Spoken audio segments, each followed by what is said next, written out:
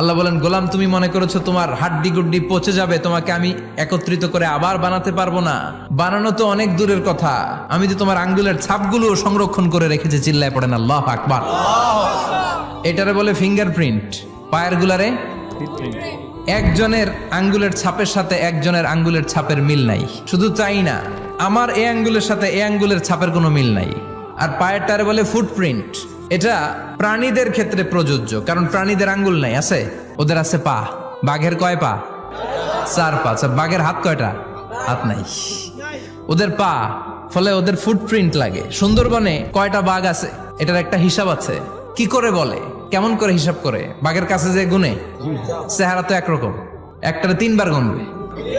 কিভাবে গনে তাহলে? বাঘসুমারি হয় কিভাবে? ফুটপ্রিন্ট, পায়ের ছাপ। একটা বাঘের পায়ের ছাপের সাথে আরেকটা বাঘের পায়ের ছাপের কোনো মিল নাই।